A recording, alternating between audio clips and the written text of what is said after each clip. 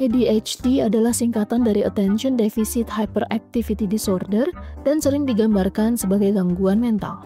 Anak-anak dengan ADHD mengalami kesulitan untuk fokus, hiperaktif, dan seringkali kesulitan mengendalikan perilakunya. Penyakit ini diperkirakan menyerang sekitar 5% dari seluruh anak perempuan berusia 3 hingga 17 tahun di seluruh dunia, dan sekitar 3 anak laki-laki yang didiagnosa mengidap penyakit ini. Untuk memahami bagaimana hal ini mempengaruhi anak-anak di sekolah, mari kita lihat kisah Leo, seorang anak laki-laki berusia 12 tahun yang bersekolah dengan baik, namun sulit untuk sukses. Kurang fokus adalah masalah terbesarnya. Fokus Leo begitu mudah teralihkan. Itu terjadi bahkan ketika dia berusaha sekuat tenaga untuk fokus, dia sering menyadari bahwa dia tiba-tiba kehilangan kesadaran dan menghabiskan 15 menit terakhir, memikirkan sesuatu yang sama sekali berbeda. Hal terkecil saja bisa membuatnya hilang fokus. Baginya, otaknya terasa seperti rusak. Dia juga pelupa. Buku dan pekerjaan rumah sering tertinggal di rumah, dan jika dia tidak melewatkan tugas, dia sering kehilangan tugas atau lupa menyerahkannya. Nilainya buruk, dan beberapa guru mulai berpikir bahwa dia adalah orang yang tidak memiliki harapan. Lalu ada hiperaktif.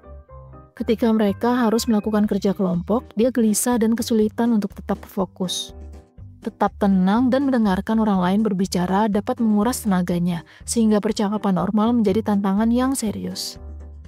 Baginya, tak ada lagi kemampuan untuk mencerna semua masukan yang diterima. Dia kemudian merasa marah karena tidak bisa mengikutinya. Untuk membantu mengatasi hiperaktifnya, dia suka menyibukkan tangannya sepanjang waktu. Terakhir, perilaku impulsif. Dia sering tidak bisa menahan diri untuk tidak mengatakan hal-hal yang terlintas dalam pikirannya. Kadang-kadang dia berusaha keras untuk mengendalikan dirinya sendiri, tetapi kemudian kabur dan menyela orang lain. Teman-teman sekelasnya menganggap ini menjengkelkan. Dia kemudian menyesali perilakunya yang pemarah, tapi sayangnya dia tahu bahwa dia akan melakukannya lagi dan lagi. Tampaknya dia tidak bisa belajar dari kesalahannya.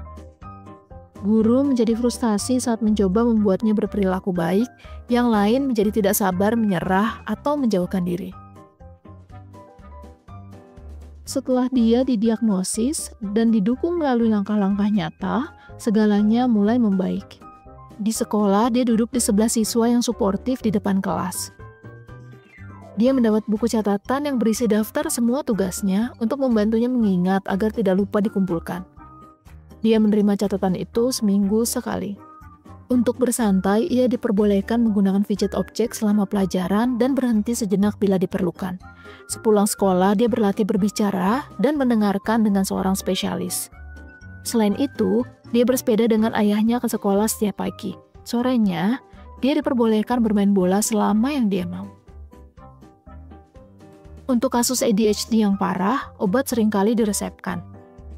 Sebelum hal itu terjadi, anak-anak seperti Leo perlu menjalani diagnosis profesional sesuai usianya oleh psikolog anak untuk melihat lebih dalam.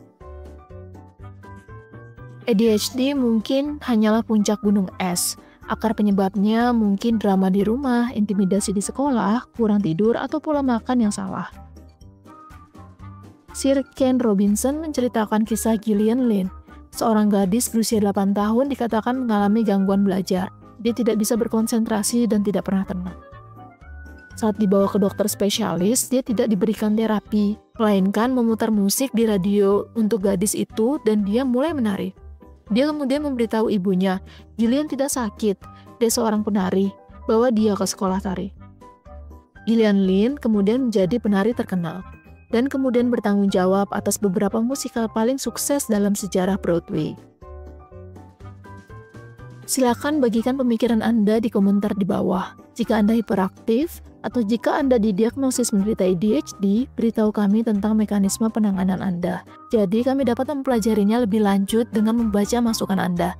Jika Anda ingin mendukung saluran kami, sehingga memungkinkan kami membuat lebih banyak video, kunjungi patreon.com/sprouts dan lihat apa yang kami lakukan.